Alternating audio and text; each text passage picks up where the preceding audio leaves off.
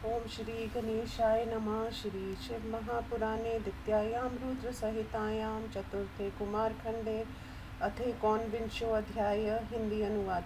नारद जी ने कहा, हे तात, गणेश जी की अद्भुत उत्पत्ति सुनी और उत्तम पराक्रम वाला दिव्य चरित्र भी सुना। हे तात, हे सुरेश्वर, उसके बाद क्या हुआ?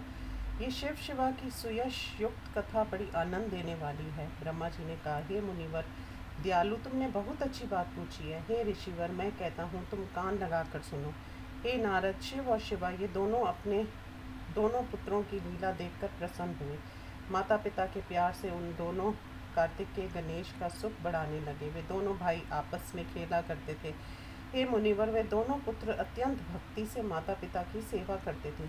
कार्तिक के और गणेश के ऊपर माता पिता का प्यार वैसे बढ़ने लगा जैसे शुक्ल पक्ष में चंद्रमा बढ़ता है। हे देव ऋषि, किसी समय शिव और पार्वती एकांत में बैठकर प्रेम से कुछ विचार कर रहे थे। शिव शिवा ने कहा, ये दोनों ही पुत्र विवाह योग्य हो गए हैं। इन दोनों पुत्रों का विवाह कैसे किया जाए? कार्तिक के प्यारा है, वैसे ही गणेश भी है।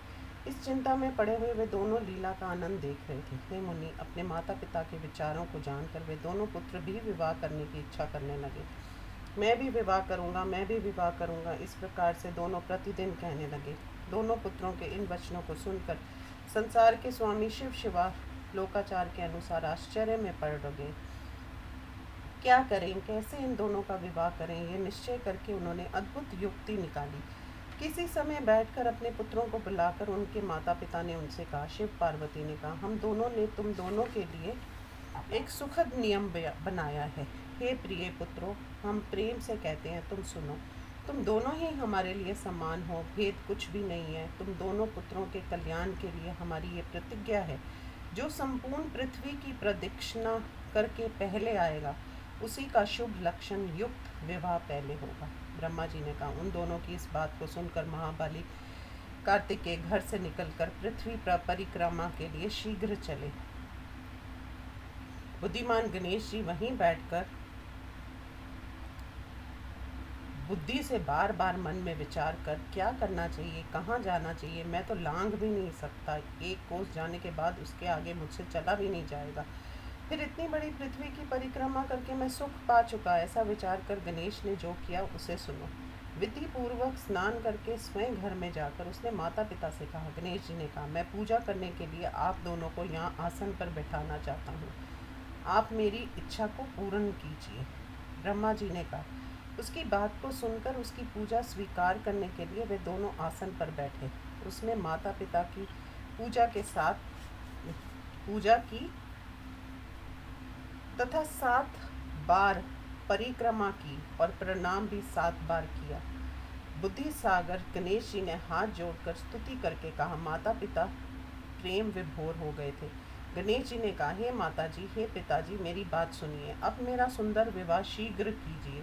ब्रह्मा जी ने कहा। इस प्रकार महाबुद्धि निधि महात्मा गणेश की बात को सुनकर माता पिता ने उससे कहा। शिव पार्वती ने कहा, तुम वनों सहित पृथ्वी की ठीक से परिक्रमा करो। कुमार गया हुआ है, उसी प्रकार तुम भी जाकर आओ। ब्रह्मा जी ने कहा। इस प्रकार माता पिता की बातों को सुनकर क्रोध युक्त होकर गणेश जी ने युक्ति युक्त बातें कही। गणेश जी ने कहा, हे माता जी, पिताजी, आप दोनों धर्म स्वरूप तथा महान पंडित माने गए हैं। मेरी बातों को धर्म के अनुसार सुनिए। मैंने तो 7 बार पृथ्वी की परिक्रमा की है, फिर आप दोनों ऐसा कैसे कह सकते हैं? ब्रह्मा जी ने कहा। लोक व्यवहार का आश्रय लिए हुए महालीला करने वाले शिव पार्वती उसकी बात को सुनकर कहने लगे। माता पिता ने कहा, हे पुत्र, बड़े बड़े वनों से युक्त 7 दीपों वाली इतनी बड़ी पृथ्वी की परिक्रमा तुमने कब की? ब्रह्मा जी ने कहा, हे मुनि, शिव शिवा के इस प्रकार वचनों को सुनकर महान बुद्धि निधि गणेश जी ने कहा, शिव शिवा, आप दोनों का पूजन करके मैंने अपनी बुद्धि से समुद्र पर्यंत पृथ्वी की परिक्रमा कर ली।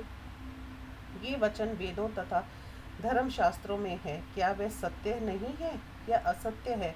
माता पिता की पूजा करके जो उनकी परिक्रमा करता है, उसे संपूर्ण पृथ्वी की परिक्रमा करने का फल मिलता है। जो घर में माता पिता को छोड़कर तीर्थ करने चला जाता है, उसे माता पिता के वध का पाप लगता है। पुत्र के लिए बड़ा तीर्थ माता पिता के चरण कमल हैं, और तीर्थ तो दूर जाकर मिलते हैं। ये तीर्थ सदा समीप, सुलभ और धर्म साधन है।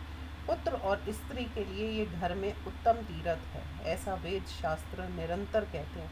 यही आपको भी करना चाहिए, नहीं तो ये असत्य हो जाएंगे। ऐसा ना मानने से आपका ये रूप तो असत्य हो जाएगा और साथ ही वेद भी असत्य हो जाएंगे, इसमें संदेह नहीं है।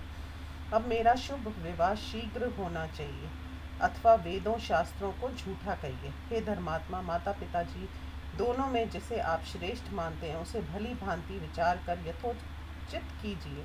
ब्रह्मा जी ने कहा। इतना कहकर महाज्ञानी बुद्धिमानों में श्रेष्ठ उत्तम बुद्धि वाला गणेश चुप हो गया। वे दोनों संसार के स्वामी शिव पार्वती इस प्रकार उसकी बात को सुनकर आश्चर्यचकित हो गए।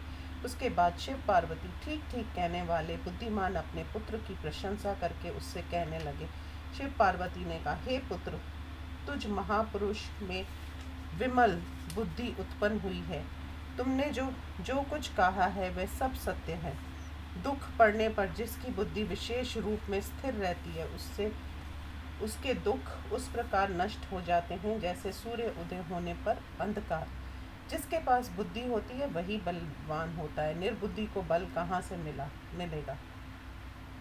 मदमत सिंह को खरगोश ने कुएं में गिरा दिया। वेद शास्त्र पुराणों में बालक का जो धर्म कहा है उन सब का तुमने पालन किया है। तुमने जो किया वह आज तक किसी ने नहीं किया। हम दोनों ने तुम्हारी बात स्वीकार कर ली है, वह अनर्हता नहीं होगी। ब्रह्मा जी ने कहा। इतना कहकर बुद्धि सागर गणेश को आश्वस्त करके उसका विवाह का शुभ संकल्प करने लगे।